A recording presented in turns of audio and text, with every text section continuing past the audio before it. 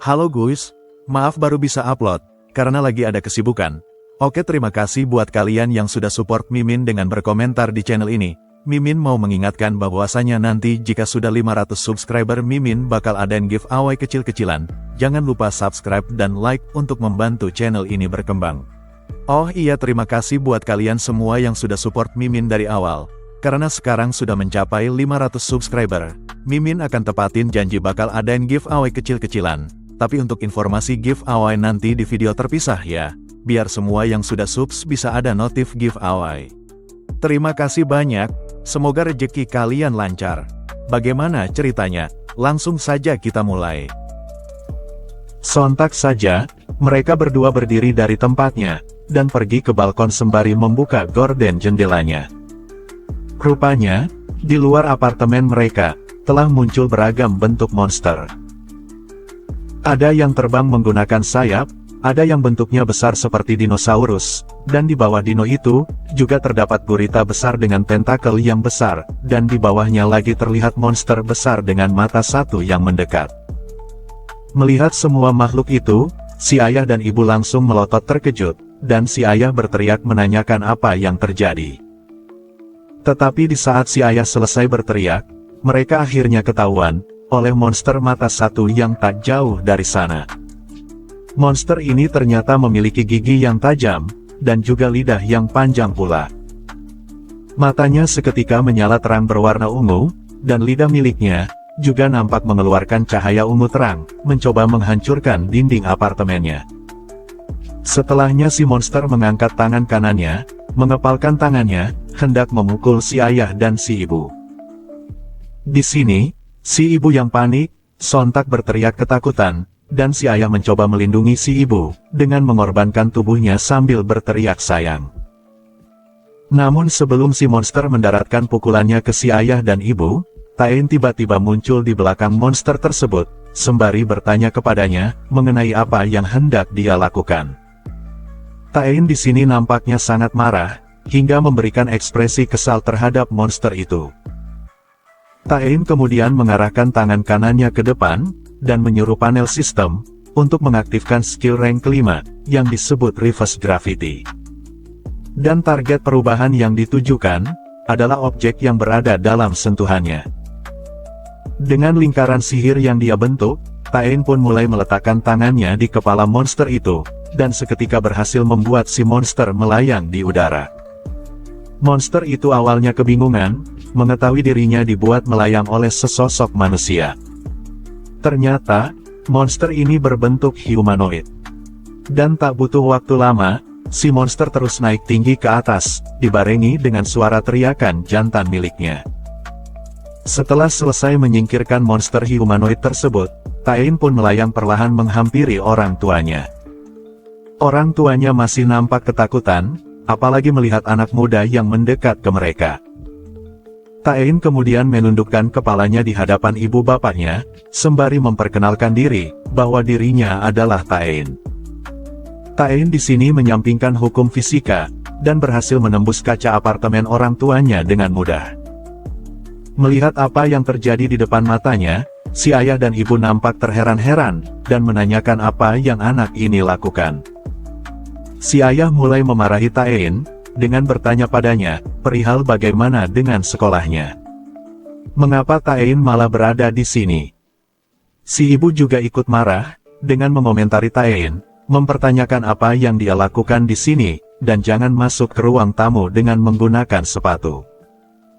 Taein yang muak mendengar ocehan kedua orang tuanya, mulai berteriak ke mereka berdua, bahwa hal itu tidak penting sekarang. Keduanya serentak terdiam, dan membenarkan perkataan Taein.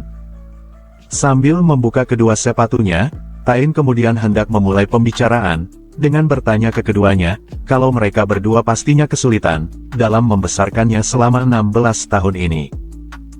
Soalnya, Taein mengaku, bahwa dia adalah anak yang dilema dengan ponselnya, karena selalu membaca komik kapanpun.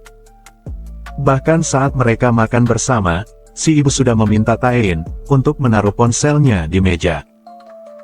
Tetapi Taein menghiraukan permintaannya, dan malah merespon sambil tertawa, meminta untuk dibiarkan menyelesaikan satu chapter ini dulu. Sejujurnya, Taein di dalam hati paham bahwa ayah dan ibunya sangat khawatir terhadapnya. Setelah melepas kedua sepatunya, Taein nampak mengeluarkan portal dimensi, dan hendak menaruh kedua sepatunya di dalam portal tersebut. Taein melanjutkan, bahwa mulai dari sekarang, ibu dan ayah sudah tidak perlu khawatir lagi. Sekarang ibu dan ayah bisa melihat, kalau dirinya telah dipilih, menjadi penyelamat umat manusia. Mendengar omongan yang Taein ucapkan itu, ayah dan ibunya kembali merespon secara bersamaan, mengenai omong kosong apa yang anaknya barusan katakan itu. Bukannya memberikan penjelasan lebih lanjut kepada mereka berdua, Taein malah berkata, bahwa melihat protagonis manhwa menghadapi bahaya seperti ini, dirinya terus berpikir terhadap sosoknya sendiri. Taein mulai mengaktifkan skill Renga, yang disebut multicasting, atau dapat mengatur segala macam hal. Jadi, berbeda dengan MC dari manhwa kebanyakan, mereka yang dilanda kejadian yang aneh, misalnya terjadinya zombie apokalips, malah memilih membawa seorang wanita bersamanya sambil melawan para zombie. Ada juga MC yang mengalami suatu kejadian munculnya suatu monster, yang persis seperti yang dia mimpikan sebelumnya, atau mirip seperti web novel yang dia baca, ataukah bahkan mirip game yang dia mainkan. Dirinya malah terfokus terhadap kesenangan dirinya sendiri. Ada juga MC manhwa berikutnya, yang malah mengalami kejadian mengulang masa lalu, tepatnya dirinya ketika 10 tahun yang lalu. Dia berhasil kembali ke 10 tahun lalu, sebelum suatu insiden itu terjadi. Lagi-lagi, MC-MC ini fokus terhadap dirinya sendiri. Mereka semua sama, ada yang fokus terhadap gadis cantik yang dia selamatkan dari zombie, ada yang hendak menggunakan strategi rahasianya agar bisa menjadi sang juara, karena dirinya sudah pernah memainkan gamenya, dan ada juga yang memilih membalaskan dendam kepada orang itu, karena berhasil kembali ke 10 tahun yang lalu. Intinya, tidakkah MC-MC itu berpikir untuk mengkhawatirkan orang tua mereka terlebih dahulu? Makanya dengan genre manhwa yang ia punya, Taein tidak akan menjadi MC yang seperti mereka. Taein kemudian mengarahkan kedua tangannya ke depan, dan mengaktifkan skill multicasting sebelumnya. Taein mengcasting buff mereka berdua, diberikan beberapa efek yang berguna, untuk keselamatan kedua orang tuanya. Di antaranya ada efek brute strength atau kekuatan kasar, ada hyper haste atau sangat tergesa-gesa, ada intelek aura atau aura kecerdasan, ada empower mind atau memberdayakan pikiran, ada quantum insight atau wawasan kuantum, ada precision boost atau peningkatan presisi, ada extra life atau kehidupan ekstra, ada resistant to all atau tahan segalanya, ada weapon mastery atau penguasaan senjata, dan ada armor mastery, atau penguasaan baju besi. Dan selain itu, masih banyak efek lainnya, yang Taein berikan kepada mereka berdua. Masih belum mengerti dengan maksud Taein sebelumnya, si ayah masih bertanya ke Taein, perihal omong kosong apa yang dia bicarakan saat ini. Taein berbalik membelakangi mereka berdua, sembari menyatukan kedua tangannya, berniat memperkuat efek multicasting yang diberikan. Dengan wajah serius, Taein berkata dengan tegas, bahwa dirinya akan melindungi kedua orang tuanya, di atas segala-galanya. Lingkaran sihir berwarna kuning yang besar, kemudian aktif, tepat di atas apartemen orang tuanya. Mulai saat ini, area yang dituju oleh Taein diberikan buff, kini berhasil mengaktifkan defense barrier atau penghalang pertahanan, absolute sanctuary atau tempat perlindungan mutlak, dan juga area of guardian atau wilayah yang dilindungi. Setelah memberikan semua pertahanan itu ke bangunan ini, Taein pun berbalik melihat ke arah orang tuanya, seraya berkata, bahwa ini seharusnya cukup, untuk dapat membuat mereka berdua aman sekarang. Taein menambahkan, bahwa para monster itu, tidak akan bisa menyentuh ibu dan ayah, sekeras apapun itu. Dan karena dirinya sudah selesai membuat pelindung, Taein pun meminta izin kepada keduanya untuk pergi, dengan tujuan menyelamatkan dunia. Kedua orang tuanya masih kebingungan, perihal apa yang Taein bicarakan. Namun alih-alih menjelaskan lebih rinci, Taein memilih untuk berkata kepada mereka berdua, kalau Taein akan selalu cinta ke mereka. Dan benar saja, Hanya dalam kedipan mata, sosok Taein tiba-tiba menghilang, dengan aura putih kebiruan yang menyebar. Sesaat keduanya hanya terdiam, lalu setelahnya mereka membalas, kalau mereka berdua, juga mencintai Taein. Latar kembali berpindah, ke gedung bangunan sekolah, tempat si bocah kaya menunggu sebelumnya. Melihat pancaran energi kebiruan muncul dengan sosok Taein, membuat si bocah kaya terkejut, mengetahui Taein telah kembali dari urusannya. Si bocah kaya lantas bertanya ke Taein, perihal bagaimana keadaan orang tuanya. Taein membalas, kalau mereka seharusnya sudah aman sekarang. Mendengar kabar itu, si bocah kaya nampak senyum terpaksa, seraya berkata itu melegakan. Dia juga tertawa sedikit, agar situasinya tidak canggung seperti sebelumnya. Namun saat si bocah kaya tertawa ini, Taein dengan cepat mengingat perkataan dia sebelumnya, mengenai roti yang dijanjikan. Bukankah sebelumnya, si bocah kaya telah bersedia, untuk membelikannya beberapa. Si bocah kaya sontak berteriak terkejut, menyadari kalau Taein ternyata belum lupa. Taein meminta maaf ke si bocah kaya, karena mengaku sudah tidak bisa menahannya.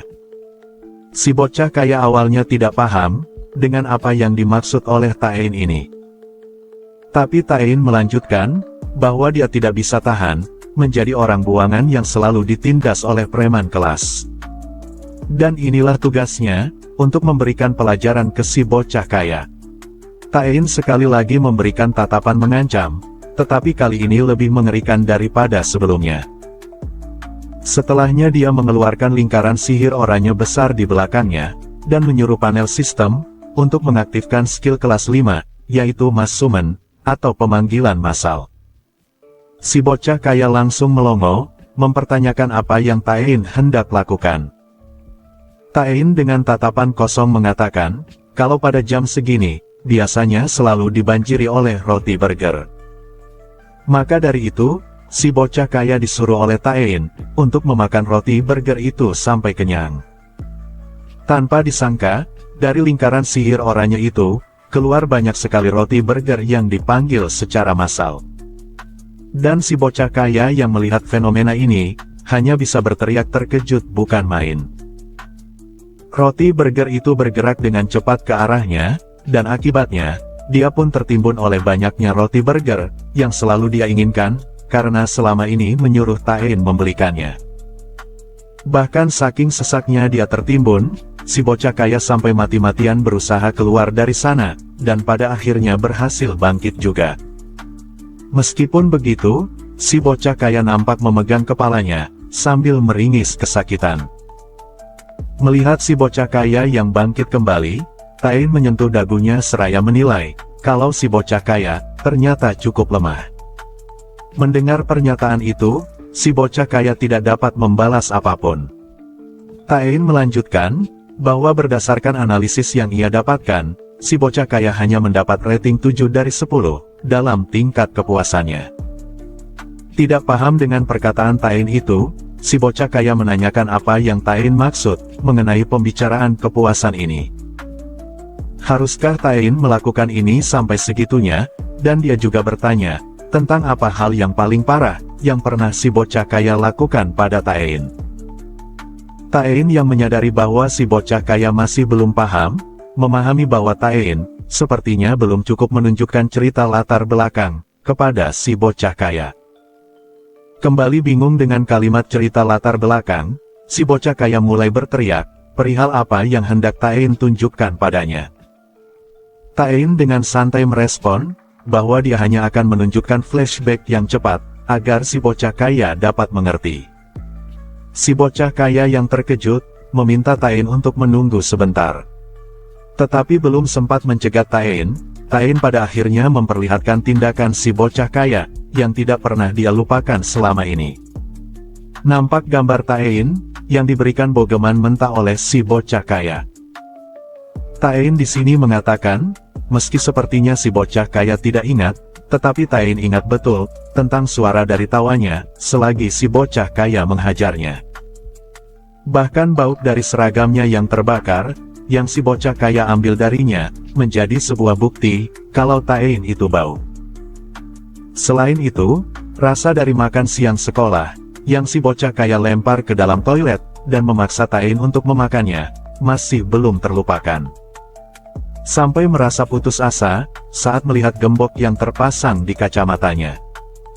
Jadi, Taein kembali bertanya, apakah si bocah kaya sudah ingat atau tidak? Si bocah kaya dengan panik berteriak, bahwa tentu saja dia tidak mengingatnya. Dia bertanya, bahwa sejak kapan dia berperilaku seperti itu. Si bocah kaya mengaku, kalau dia memang ingat meminta Taein untuk membelikannya roti. Dan untuk itu, dia jujur ingin meminta maaf atas tindakannya. Tetapi untuk yang lainnya, seperti kacamata yang digembok, itu sama sekali tidak masuk akal. Pasalnya, Taein sendiri bahkan tidak memakai kacamata. Namun saat mendengar bantahan dari si bocah kaya ini, Taein malah balik mengancamnya, kalau apakah si bocah kaya hendak berkata, kalau dirinya telah salah. Melihat Taein berbicara dengan ekspresi tajam seperti itu, seakan-akan membuat si bocah kaya, seolah-olah memang melakukan semua tindakan itu. Padahal nyatanya, si bocah kaya hanya menyuruh Taein untuk dibelikan roti saja. Karena tidak mau berurusan panjang lebar, Taein pun memahami situasi ini, dan menerima permintaan maafnya. Taein akan memaafkan si bocah kaya. Dan sebagai bentuk kebaikan dari hubungan masa depan mereka berdua, maka Taein memutuskan untuk mengubah si bocah kaya menjadi sesuatu yang dia suka. Mendengar Taein ingin mengubahnya menjadi bentuk yang ia sukai, si bocah kaya sontak membayangkan tubuhnya yang akan diubah menjadi kekar dan tampan. Sesaat kemudian, Taein kembali mengeluarkan panel sistem, dan mulai mengaktifkan skill rank B, yaitu transmogrifi, atau melakukan transmogrifikasi. Cahaya biru kehijauan muncul di tangan kiri Taein, dan cahaya itu kemudian dilemparkan ke arah si bocah kaya menjadi asap. Beberapa detik, asap masih terkumpul di sekitarnya. Dan saat asap biru mudanya perlahan menghilang, sistem pun mengonfirmasi ke Taein, bahwa Kim Il-jin atau si bocah kaya, telah berubah menjadi roti burger. Di sini Il-jin nampak menangis, sembari berteriak sialan sekeras mungkin. Dia kemudian bertanya ke Taein, perihal apa yang telah dia lakukan terhadap tubuhnya. Taein hanya bisa tertawa keras, sambil mengakui tampilan Il-jin, yang saat ini menjadi sangat imut. Taein kemudian duduk jongkok di depan Il-jin, berkata kepadanya, jika dia benar-benar menyesal, maka Taein akan mengubahnya kembali. Il-jin dengan gagap merespon, bahwa dia memang benar-benar telah menyesali perbuatannya. Namun pada saat mereka sibuk mengobrol ini, tiba-tiba terdengar suara gadis, yang menyapa Taein, bertanya dengan gugup, kalau Taein itu, sebenarnya makhluk apa? Iya, dia adalah Jo Eun-ye, yang sebelumnya ditabrak oleh Taein di kapter pertama. Ditanya seperti itu oleh Eun-ye, Taein sempat bingung dengan julukannya. Namun yang jelas, Taein menjelaskan ke Eun-ye, bahwa sepertinya, dirinya telah terpilih oleh para dewa. Il-jin di bawah tidak peduli perkenalan Taein, dan tetap memohon, untuk dikembalikan ke wujudnya sebelumnya. Eun-ye kemudian melontarkan pertanyaan lain, dia bertanya ke Taein, apakah roti burger itu hidup? Taein hanya tertawa kecil, dan mengaku burger ini imut, dan menawarkan Eun-ye untuk menggigitnya. Namun Eun-ye malah balik berkata, kalau apakah Taein tidak merasa takut? Soalnya, dunia ini telah berubah secara drastis. Tentu saja, telah banyak orang yang mati karena perubahan yang terjadi. Di hadapan Eun-ye, terlihat masih banyak monster yang beragam bentuk, yang sedang menghancurkan bangunan sebelah. Eun-ye juga curhat, bahwa untuk beberapa alasan, entah mengapa tidak ada seorang pun di sekolah. Selain itu, saluran komunikasi juga mati, sehingga mereka bahkan tidak bisa memanggil polisi. Sejujurnya, Eun-ye sangat takut, tidak tahu apa yang akan terjadi selanjutnya. Jadi bagaimana bisa, Taein bisa sangat bahagia berada di situasi ini. Eun-ye nampak menangis, akibat tidak mengetahui apa yang akan terjadi kepada dirinya. Melihat Eun-ye menangis seperti itu, sesaat membuat Taein dan Il-jin terdiam. Tapi tak berselang lama, Taein malah balik bertanya ke Eng Ye, perihal tidakkah Eng Ye pernah membaca webtoon sebelumnya. Mendengar pertanyaan itu, Eng Ye tidak tahu meresponnya. Taein melanjutkan, bahwa orang membaca komik webtoon itu, tidak lain dan tidak bukan demi mendapatkan kesenangan. Ini adalah akhir dari part 2. Jika kalian suka jangan lupa klik subscribe, like dan share ke teman kalian. Sampai jumpa di video selanjutnya.